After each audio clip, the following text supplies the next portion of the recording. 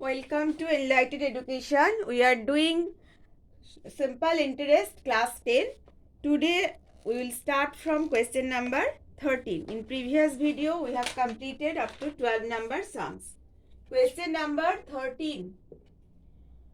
At the same rate of simple interest in percent per annum, if a principal becomes the amount of rupees 7100, देखो यहाँ पे बोला amount हो जा रहा है 7100 rupees and for 7 years, time 7 years, and amount becomes 6200 rupees time 4 years. मतलब कुछ प्रिंसिपल जो 7 years में 700 1,100 हो रहा है, 7,100 हो रहा है, और 4 years में 6,200 हो जा रहा है. तो रेट ऑफ इंटरेस्ट दोनों में ही सेम है. यहाँ पे भी आर, यहाँ पे भी आर. रेट ऑफ इंटरेस्ट दोनों में ही सेम है. तो in you have to find the principal and rate of interest. Principal क्या है जो दोनों में ही सेम है. Let the principal be X rupees. दोनों में प्रिंसिपल एक्स है, दोनों का ही रेट ऑफ इंटरेस्ट सेम है.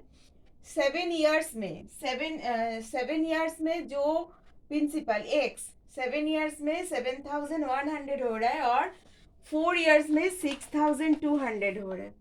तो यहाँ पे देखो, we know that the interest is equal to, अच्छा इंटरेस्ट यहाँ पे क्या होगा, यहाँ पे इंटरेस्ट क्या होगा, अमाउंट माइनस प्रिंसिपल. अमाउंट क्या है 7100 माइनस प्रिंसिपल, ये है इंटरेस्ट. यहाँ पे इंटरेस्ट क्या हो रहा है, अमाउंट माइनस प्रिंसिपल, ये इंटरेस्ट हो रहा है. तो वी नो दैट कि interest is equal to P R T. मतलब 7100 minus X is equal to P X है, आर 7 है, आर तो फाइन करना है, टी 7 है बाई 100. और यहाँ से क्या मिल रहा है 6200 minus X is equal to principal क्या है एक्स, आर फाइन करना है टाइम 4/100. इसको इक्वेशन नंबर 1 दे रहा है, इसको इक्वेशन नंबर 2 दे रहा है. Now dividing 1/2, dividing 1/2. तो ऊपर में 17100 माइनस एक्स, नीचे में ये आ रहा है 6200 माइनस एक्स. यहाँ पे ऊपर में आ रहा है एक्स आर इंटू 7/100 और नीचे में आ रहा है X into R into 4/100. 100 X X R R cancel. तो यहाँ पे क्या आ रहा है 7100 minus X divided by 6200 minus X is equal to 7/4. Now cross multiply 4 into this, 4 ones are 4, minus 4 into x 4x is equal to cross multiply 7 minus 7x. इसके साथ ये मल्टीप्लाई हुआ, इसके साथ ये मल्टीप्लाई हुआ. देखो -7x इस तरफ आ जाएगा तो +7x, मतलब 7x माइनस 4x हो जाएगा. और इधर में 43400 माइनस 28400. तो यहाँ पे आ रहा है 3x इज इक्वल टू 15,000. तो x क्या हो जाएगा 15,000 divided by 3 means 5,000. x means principal, principal is 5,000. अभी जो x का वैल्यू फाइंड हो गया, ये वैल्यू कोई भी इक्वेशन में पुट करेंगे तो रेट ऑफ इंटरेस्ट आ जाएगा. तो ये पार्ट हम रैप कर रहे हैं, इधर वाला part. Now putting the value of x in equation number 2.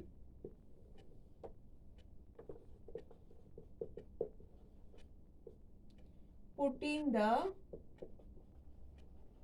value of x in equation number 2. तो इक्वेशन नंबर 2 में क्या है, 6200 माइनस एक्स का जगह में पुट करेंगे 5000 इज इक्वल टू एक्स का जगह में 5000 इंटू आर बाई 4/100। अच्छा, यहाँ पे माइनस करने से क्या आ रहा है, 1200 is equal to 50 into 4 into R. तो आर क्या हो जाएगा,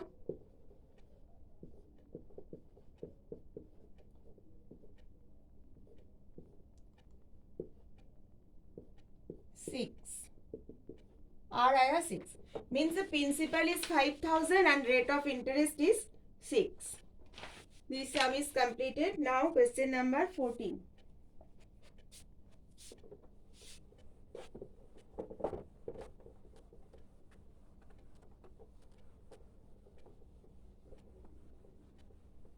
Question number 14.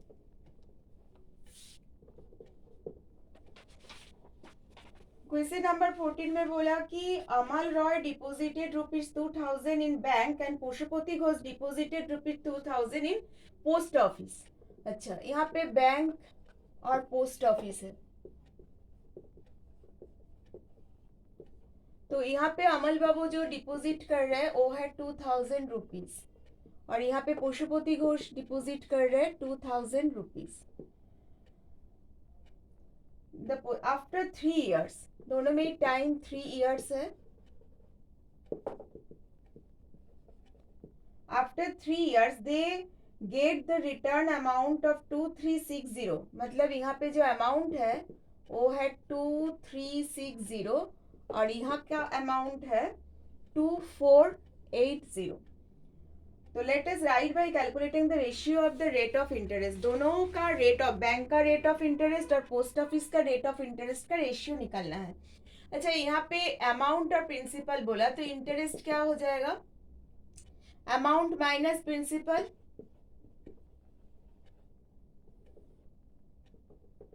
360 rupees is the interest and here interest will be 2480 minus 2480 rupees। अच्छा, यहाँ का interest let rate of interest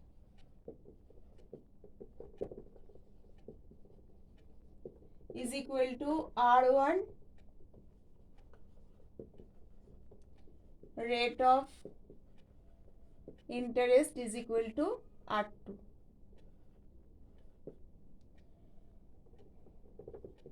अच्छा, तो यहाँ पे I is equal to P R T का फॉर्मूला पुट करेंगे। I means 360 is equal to P क्या है 2000, पी आर क्या है R1 है, टाइम 3 है बाई 100। और यहाँ पे भी I is equal to I is 480, P 2000 into R2 है और टाइम 3 है डिवाइडेड बाई 100। इसको इक्वेशन नंबर 1 और इसको इक्वेशन नंबर 2 दे रहे हैं। अभी 1 डिवाइडिंग 1/2,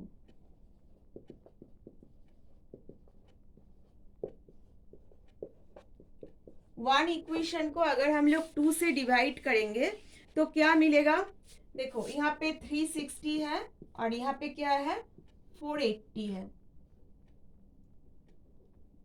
480 है।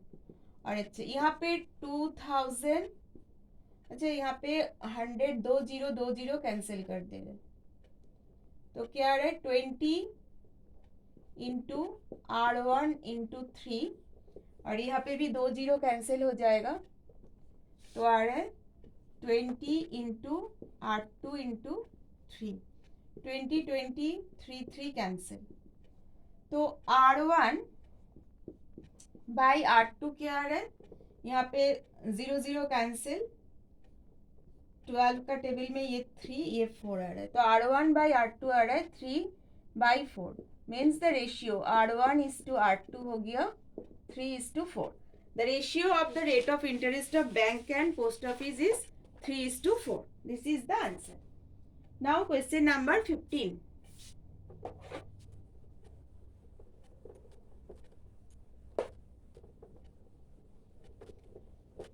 अच्छा, क्वेश्चन नंबर 15 में है कि a weaver cooperative society take a loan of 15,000. Take a loan of 15,000 means this is the principal. This is the principal. At the time of buying a power loom after 5 years means time क्या है 5 years. After the society has to repay मतलब amount मतलब 5 साल बाद उसको क्या देना पड़ रहा है इतना रुपीस 22,125 इतना पे करना पड़ रहा है मतलब this is the amount. Let us determine the rate. Rate निकालना है. रेट क्या है देखो अमाउंट दिया है तो इंटरेस्ट क्या हो जाएगा amount minus principal 22,125 minus 15,000 7,125 rupees is the interest. तो I is equal to P R T by 100 मतलब 7,125 इज इक्वल टू P क्या है 15,000 R फाइंड करना है T 5 है बाई 100. तो R क्या हो जाएगा 7,125 डिवाइडेड बाई 150 इंटू 5.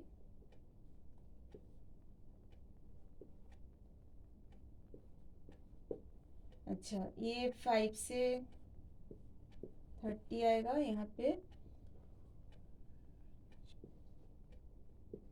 285. फिर ये 3 से 10 यहाँ पे 3 से 5 से 19 2 मतलब 19/2 इसको डिवाइड करोगे तो 9 whole 1/2. This is the rate. This is the answer. Now next sums question number 16.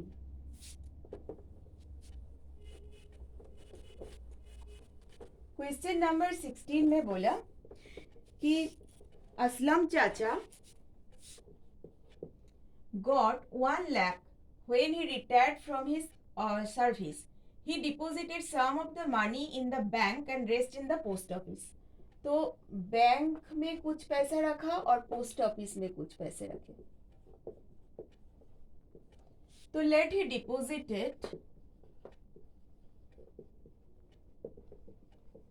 Deposited X rupees in bank and he deposited 1 lakh minus X rupees in post office. अच्छा तो यहाँ पे बैंक के लिए principal हो गया X rupees. Post office के लिए प्रिंसिपल हो गया 1 लाख माइनस X रुपीस. अच्छा इसके बाद बोला कि rest of the money in post office and got rupees 5400 in total per year मतलब एक साल में बैंक और पोस्ट ऑफिस से जो इंटरेस्ट मिल रहा है दोनों को जोड़ के आ रहा है 5,400. दोनों को ऐड करके आ रहा है 5,400. जब बैंक में रेट ऑफ इंटरेस्ट आ रहा है 5 और पोस्ट ऑफिस में रेट ऑफ इंटरेस्ट दे रहे 6 तो then you have to find the money he deposited in bank and post office. Bank में कितना पैसे रखे थे और पोस्ट ऑफिस में कितना पैसे रखे थे. तो दोनों का ही टाइम 1 ईयर है. दोनों का ही टाइम यहाँ पे 1 ईयर है.